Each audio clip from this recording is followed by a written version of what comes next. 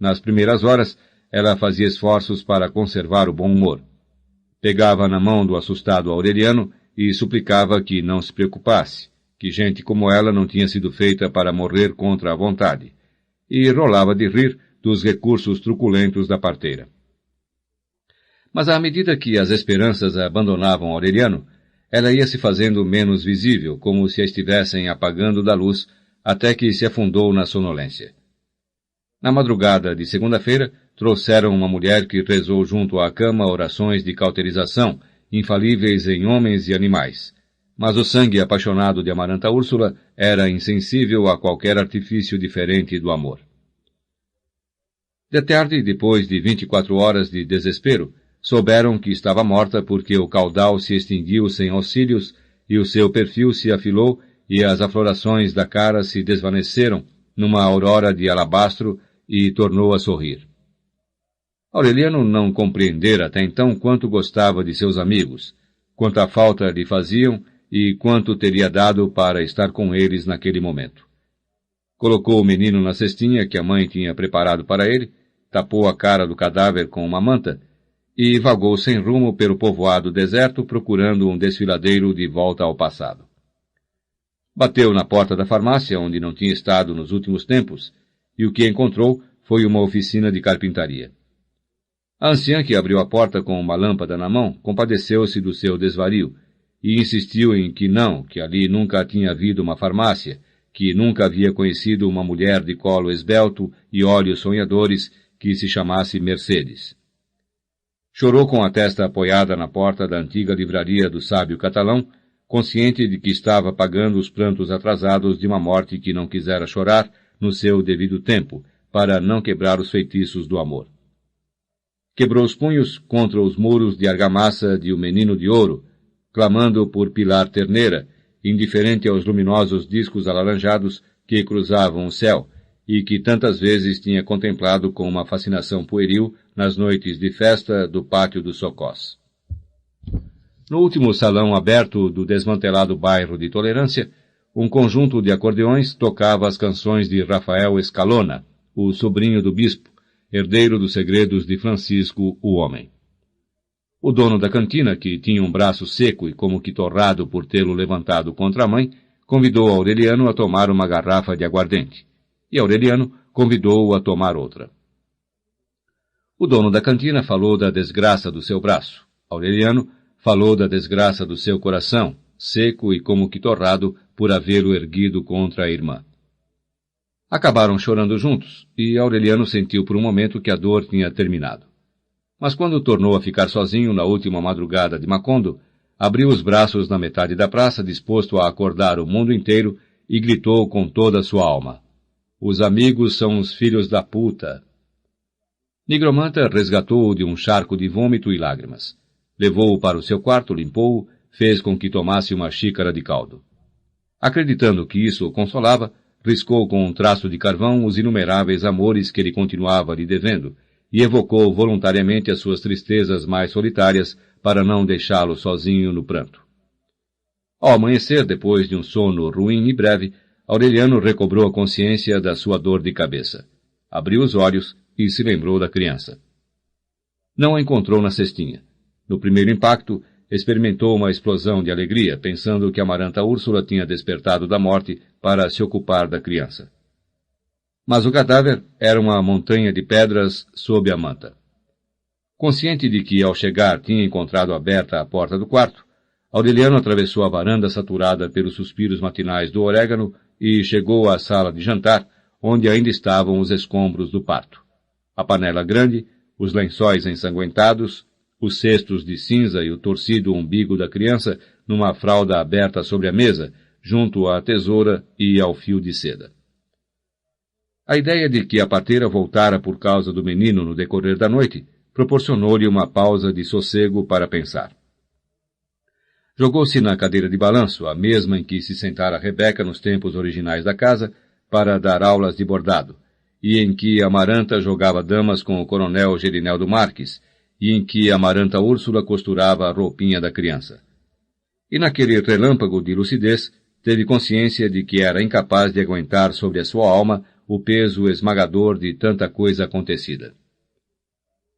Ferido pelas lanças mortais das tristezas próprias e alheias, admirou a impavidez da teia de aranha nas roseiras mortas, a perseverança do mato, a paciência do ar na radiante manhã de fevereiro.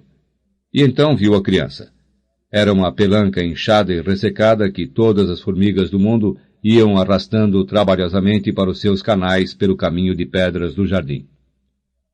Aureliano não conseguiu se mover. Não porque estivesse paralisado pelo horror, mas porque naquele instante prodigioso revelaram-se as chaves definitivas de Melquíades, e viu a epígrafe dos pergaminhos perfeitamente ordenada no tempo e no espaço dos homens. O primeiro da estirpe está amarrado a uma árvore, e o último está sendo comido pelas formigas. Em nenhum ato da sua vida, Aureliano tinha sido mais lúcido do que quando esqueceu os seus mortos e a dor dos seus mortos, e tornou a pregar as portas e as janelas com as cruzes de Fernanda, para não se deixar perturbar por nenhuma tentação do mundo, porque agora sabia que nos pergaminhos de Melquíades estava escrito o seu destino. Encontrou-os intactos entre as plantas pré-históricas e os charcos fumegantes, e os insetos luminosos que tinham desterrado do quarto qualquer vestígio da passagem dos homens pela terra, e não teve serenidade para levá-los para a luz, mas ali mesmo, de pé, sem a menor dificuldade, como se estivessem escritos em castelhano, sob o brilho deslumbrante do meio-dia, começou a decifrá-los em voz alta. Era a história da família, escrita por Melquíades, inclusive nos detalhes mais triviais, com 100 anos de antecipação. Redigira em sânscrito, que era a sua língua materna, e cifrara os versos pares com o código privado do imperador Augusto e os ímpares com os códigos militares lacedemônios. A proteção final que Aureliano começava a vislumbrar, quando se deixou confundir pelo amor de Amaranta Úrsula, radicava em Melquíades ter ordenado os fatos não no tempo convencional dos homens, mas concentrando tudo em um século de episódios cotidianos, de modo que todos coexistiram num mesmo instante. Fascinado pela descoberta, Aureliano leu em voz alta, sem saltos, as encíclicas cantadas que o próprio Melquíades fizera Arcádio escutar, e que, na realidade, eram as predições da sua execução. E encontrou anunciado o nascimento da mulher mais bela do mundo, que estava subindo ao céu de corpo e alma, e conheceu a origem de 2 gêmeos póstumos que renunciavam a decifrar os pergaminhos, não só por incapacidade e inconstância, mas porque as suas tentativas eram prematuras. Neste ponto, impaciente por conhecer a sua própria origem, Aureliano deu um salto. Então começou o vento, fraco, incipiente, cheio de vozes do passado, de murmúrios de gerânios antigos, de suspiros de desenganos anteriores às nostalgias mais persistentes. Não o percebeu porque, naquele momento, estava descobrindo os primeiros indícios do seu ser, num avô concupiscente que se deixava arrastar pela frivolidade através de um ermo alucinado em busca de uma mulher formosa a quem não faria feliz. Aureliano o reconheceu, perseguiu os caminhos ocultos da sua descendência e encontrou o instante da sua própria concepção entre os escorpiões e as borboletas amarelas de um banheiro crepuscular, onde um operário saciava a sua luxúria com uma mulher que se entregava a ele por rebeldia. Estava tão absorto que também não sentiu a segunda arremetida do vento, cuja potência ciclônica arrancou das dobradiças as portas e as janelas, esfarelou o teto da galeria oriental e desprendeu os cimentos.